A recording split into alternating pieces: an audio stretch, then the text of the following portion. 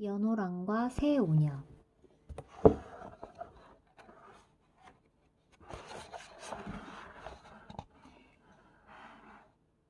아달라 이사금이 신라를 다스리던 때의 일입니다.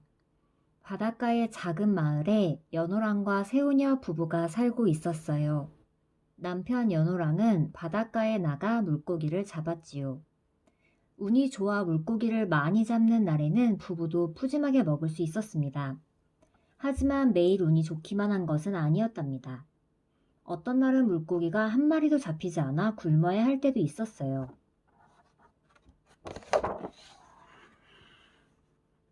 연호랑이 바닷가에서 물고기를 잡는 동안 새우녀는 집에서 옷감을 짰습니다. 새우녀의 옷감 짜는 솜씨는 마을에서 제일이었지요. 마을 아낙네들은 그런 새우녀가 부러워 그녀에게 옷감 짜는 솜씨를 배우러 왔어요. 장터에서도 새우녀가 짠 옷감이 가장 잘 팔렸습니다. 가끔 새우녀는 자신이 짠 옷감으로 연호랑의 옷을 만들었어요. 연호랑은 새우녀가 만들어준 옷이 무척 마음에 들었지요. 그도 그럴 것이 사랑하는 아내가 만들어준 옷이니까요. 그러던 어느 날이었습니다. 그날도 연호랑은 바닷가에 나가 물고기를 잡고 있었어요. 그런데 그날따라 물고기가 한 마리도 잡히지 않았어요. 이거 큰일이군. 아침에 나올 때 새우녀한테 큰 소리를 쳤는데 남편으로서 체면이 서질 않겠는걸? 연호랑은 집에 빈손으로 돌아갈 일이 걱정되었어요. 안 되겠다. 새우녀가 좋아하는 해초라도 따가야겠다. 이윽고 연호랑은 물속으로 들어가 헤엄을 쳤어요. 그리고는 바닷속을 돌아다니며 해초를 따기 시작했지요. 얼마나 시간이 지났을까요? 해초를 따느라 지친 연호랑은 바다 위로 나와 있는 넓적한 바위에 올라갔습니다. 오랜만에 바닷속에 들어가서 그런지 무척 힘이 드는군. 연호랑은 바닷속에서 따온 해초를 담은 바구니를 조심스럽게 내려놓았어요. 그러고는 하늘을 보고 누웠지요. 그런데 문득 이상하다는 생각이 들었어요. 어린 시절부터 이곳에서 살았지만 이 바위는 처음 보았거든요. 그때 갑자기 바위가 움직이기 시작했습니다. 으악! 바위가 움직인다! 연호랑은 두려움에 얼굴이 일그러졌습니다. 연호랑이 살던 바닷가 마을이 점점 멀어졌어요. 사람 살려! 누가 이 바위 좀 멈춰주세요! 연호랑이 소리를 질러보았지만 소용이 없었어요. 그렇게 연호랑은 바다 한가운데로 떠내려갔지요. 연호랑은 바위 위에서 그동안의 삶을 떠올려 보았어요. 그러나 아무리 생각해도 큰 잘못을 저지른 적이 없었어요. 나는 이제껏 남을 속이지도 괴롭히지도 않았는데 이런 일이 어찌 생긴단 말인가. 연호랑은 새우녀 생각을 하며 눈물을 흘렸어요. 이제 사랑하는 새우녀도 볼 수 없겠구나. 한참 후 연호랑은 어느 바닷가에 닿았어요. 여기가 어디지? 연호랑이 생전 처음 와보는 낯선 곳이었죠. 그곳은 지금의 일본이었어요. 왕이 오셨다! 연호랑이 땅에 발을 내딛자 누군가가 소리쳤어요. 그러더니 사람들이 우르르 몰려 나왔어요. 사람들은 연호랑 앞에 무릎을 꿇었어요. 아니, 왜들 이러십니까? 연호랑은 영문을 몰라 눈이 휘둥그레졌어요. 우리는 오랫동안 우리의 왕이 오기를 기다리고 있었습니다. 바위를 타고 이곳까지 오신 걸 보니 당신은 특별한 분이 틀림없습니다. 연호랑은 사람들의 말에 무척 당황스러웠어요. 나는 그저 특별한 사람이 아닙니다. 그저 평범한 어부인데 어쩌다 바위를 타고 여기까지 오게 되었을 뿐입니다. 아무나 바위를 타고 바다를 건널 수는 없습니다. 제발 우리의 왕이 되어주십시오.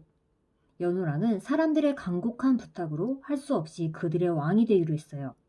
그러자 사람들은 일제히 환호성을 질렀어요. 새우녀는 남편이 사라져 슬픔에 잠겨 있었어요.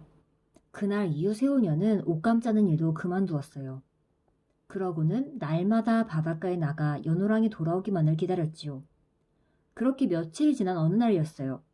새우녀는 넓적하게 생긴 바위 위에 있는 연호랑의 신발 한 짝을 발견했어요. 어머, 이건 서방님의 신발이잖아. 새우녀는 황급히 바위 위로 올라가 연호랑의 신발을 가슴에 품었어요. 그러자 갑자기 바위가 움직이기 시작했어요.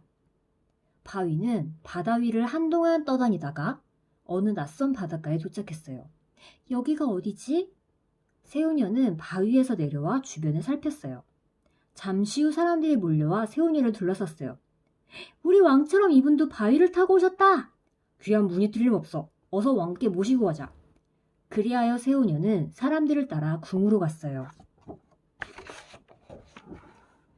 새우녀! 연호랑은 새우녀를 보고 깜짝 놀라 소리쳤어요. 새우녀도 죽은 줄로만 알았던 연호랑을 보고 놀라 기절할 뻔했지요. 얼마 후 연호랑은 새우녀를 왕비로 삼았어요. 둘은 다시 행복한 나날을 보냈지요. 일본 사람들은 마음씨 따뜻하고 현명한 연호랑과 새우녀를 무척 좋아했어요. 일본은 점점 살기 좋은 나라가 되었지요. 연호랑과 새우녀가 신라를 떠난 후 신라에서는 이상한 일이 벌어졌습니다.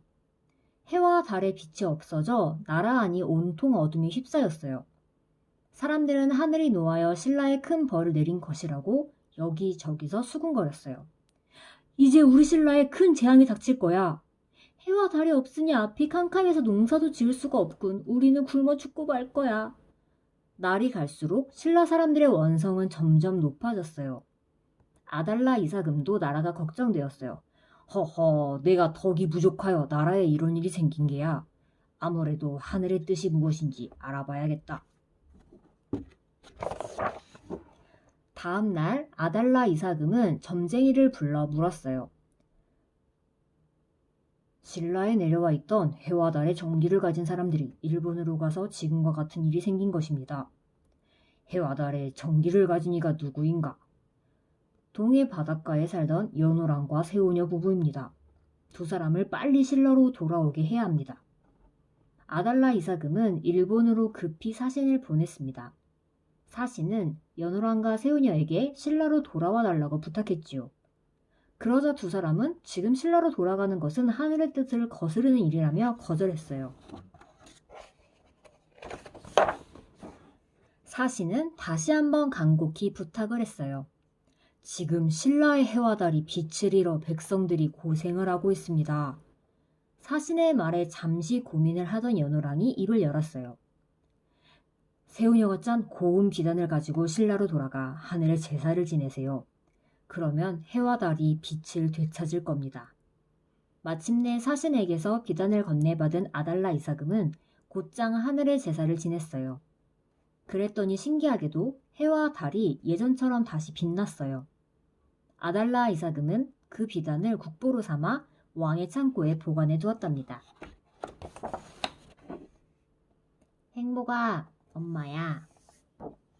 오늘은 해와 달의 탄생을 담은 설화 연호랑과 새우녀를 읽었어.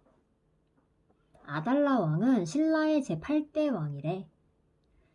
오늘 엄마가 처음으로 행복이에게 읽는 동화책을 녹화해봤고 매일매일 엄마가 너를 위해 이렇게 쓰면 좋겠다. 연호랑과 새우녀 끝.